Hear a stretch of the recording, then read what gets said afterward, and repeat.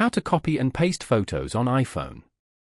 To get started, first, go ahead and open up the Photos application on your phone.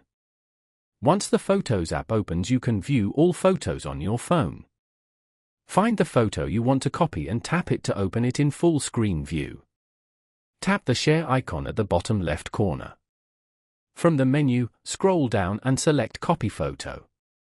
This action copies the selected image to your device's clipboard. Now, go to the application where you want to paste the photo. For this example, we will open the Messages app and select a conversation. Tap inside the text input field to open up the keyboard.